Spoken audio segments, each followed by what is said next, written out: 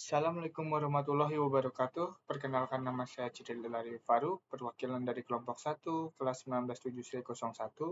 Ya, pada kesempatan kali ini kami akan membahas konten ilegal di era digital yang berupa motif, penyebab, dan solusi penanganan cybercrime.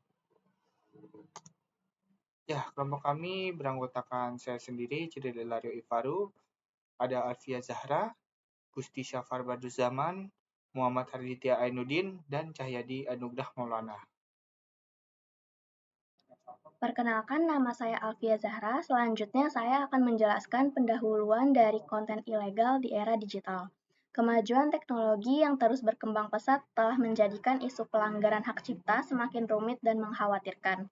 Era digital telah memperbesar jangkauan akses ke konten digital, sekaligus membawa tantangan dan peluang baru dalam perlindungan hak kekayaan intelektual. Salah satu kejahatan dunia maya seperti penyebaran konten ilegal.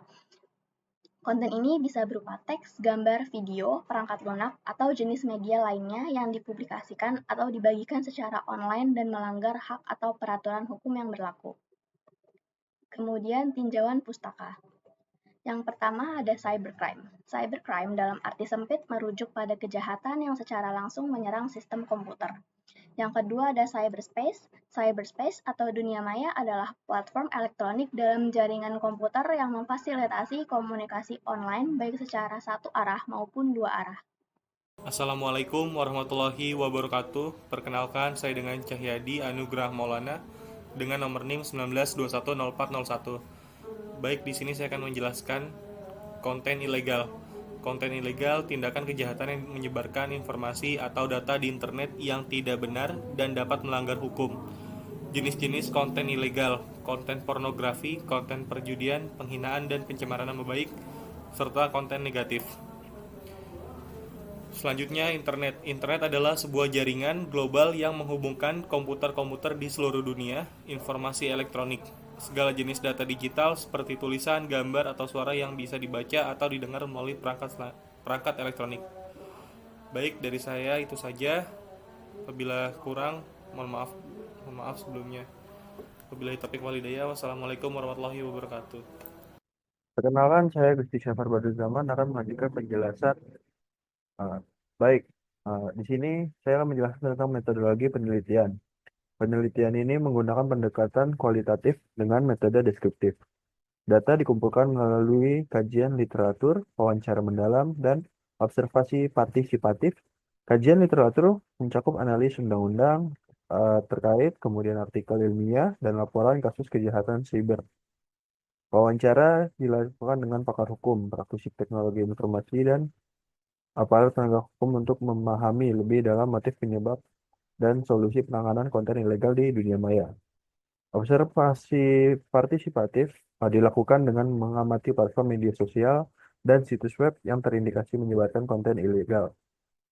Kemudian tahapan penelitiannya itu meliputi identifikasi masalah, kemudian mengumpulkan data, analisis data, dan validasi data.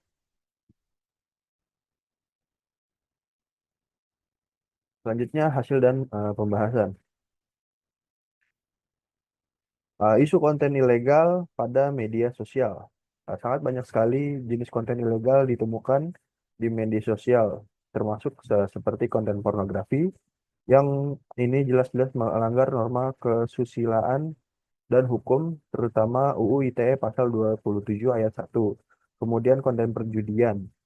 Konten perjudian online melalui live streaming yang disebarkan oleh influencer-influencer pelaku live itu sangat banyak sekali, dan juga seperti bisa melalui layanan SMS, WhatsApp, dan email. Eh, Kemudian yang ketiga adalah penghinaan dan pencemaran nama baik. Kasus penghinaan marak terjadi di media sosial meskipun telah diatur dalam UU ITE. Pelaksanaan hukumnya sering menghadapi kendala teknis. Kemudian ada konten kekerasan. Konten ini mencakup rekaman kekerasan fisik, penyiksaan, atau aksi ekstremis yang disebarluaskan untuk memprovokasi atau menakut-nakuti. Kemudian juga konten hoax. Konten hoax atau informasi palsu seringkali bertujuan untuk menyebarkan kebingungan atau mempengaruhi opini publik secara negatif. Kemudian motif kejahatan cybercrime. Uh, Biasanya motif pelaku kejahatan dunia maya atau cybercrime umumnya dapat dibagi menjadi dua kategori, yaitu motif intelektual dan motif ekonomi. Motif intelektual yaitu kejahatan yang dilakukan semata-mata untuk kepuasan pribadi, untuk menunjukkan kemampuan dalam merancang serta mengaplikasikan teknologi informasi. Biasanya kejahatan dengan motif ini dilakukan oleh individu. Kemudian motif ekonomi, politik, dan kriminal yaitu kejahatan yang dilakukan oleh kelompok untuk memperoleh keuntungan atau juga pribadi yang dapat menyebabkan kerugian baik secara ekonomi ataupun politik bagi pihak korban atau yang terdampak karena uh, kejahatan cyber motif ekonomi ini. Kemudian selain dua kategori utama, ada beberapa penyebab lain yang sering memotivasi seseorang untuk melakukan kejahatan dunia maya, seperti hasrat untuk membalas dendam, kemudian rasa penasaran dan dorongan untuk eksplorasi, kemudian motivasi ideologis atau hacktivisme, dan juga kemudahan akses terhadap teknologi. Baik, saya akan menjelaskan mengenai penyebab konten ilegal.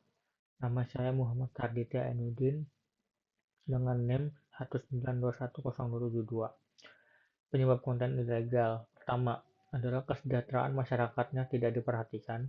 Kedua, minimnya sosialisasi atau pembekalan yang tepat. Ketiga, pesatnya perkembangan teknologi dan kemudahan akses internet. Keempat, semakin banyaknya pengguna aplikasi pihak ketiga yang kurang terpercaya. Lalu kemudian dampak konten ilegal menyebabkan trauma, kecemasan, atau gangguan emosional. Yang kedua, dapat mengakibatkan kerugian finansial. Yang ketiga, mencuri data pribadi yang dapat disalahgunakan. Yang keempat, memecah belah masyarakat dan menimbulkan ketidakpercayaan terhadap institusi. Ya, dari semuanya kita masuk ke solusi penanganannya. Yang pertama yaitu peningkatan kualitas aparat penegak hukum, yaitu meningkatkan kemampuan dan jumlah aparat penegak hukum yang memiliki keahlian dalam teknologi informasi dan internet. Yang kedua ada penguatan sarana dan prasarana, menyediakan serta memperbarui fasilitas yang mendukung untuk proses penyelidikan ataupun penyidikan kejahatan cyber. Yang ketiga, penyusunan undang-undang khusus, yaitu merancang regulasi yang secara spesifik untuk mengatur kejahatan cyber ini. Keempat, peningkatan literasi dan edukasi cyber, memberikan edukasi kepada masyarakat mengenal pentingnya keamanan cyber, terutama dalam penggunaan media sosial yang bijak. Dan yang terakhir mungkin bisa untuk melindungi data pribadi dengan cara melakukan two-factor authentication. Dengan cara ini data kita lebih terlindungi dari pengguna-pengguna atau serangan cyber. Ya, kesimpulannya, penyebaran konten ilegal di era digital semakin menjadi masalah yang kompleks dan merugikan berbagai pihak. Walaupun internet memudahkan akses informasi, ia juga memberikan celah bagi penyebar konten ilegal seperti pornografi, perjudian, penghinaan, kekerasan, hingga berita palsu. Dampak dari konten ilegal ini tidak hanya merugikan individu, tetapi juga mempengaruhi stabilitas sosial dan merusak ekonomi digital. Pelaku kejahatan cyber memiliki berbagai motif, mulai dari mencari kepuasan pribadi, memperoleh keuntungan ekonomi, hingga mendorong ideologi tertentu. Penyebaran konten ilegal menimbulkan dampak negatif, baik dalam hal emosional, finansial, sosial, maupun merusak reputasi negara. Solusi mengatasi kejahatan dunia maya memerlukan pendekatan yang menyeluruh, dengan pengembangan teknologi canggih untuk mendeteksi dan mencegah kejahatan, serta perlindungan data pribadi yang ketat, yang itu sangat diutamakan karena data pribadi kita itu merupakan hal yang penting. Penegakan hukum juga harus tegas dan transparan, karena itu sangat penting untuk memberikan efek jera kepada pelaku cybercrime. Dengan langkah-langkah yang lebih terstruktur, kolaboratif, diharapkan penyebaran konten ilegal dapat ditekan dan keamanan dunia maya dapat terjaga sehingga menciptakan dunia digital yang lebih aman dan produktif. Mungkin sekian dari kelompok kami, kurang lebihnya mohon maaf. Wassalamualaikum warahmatullahi wabarakatuh.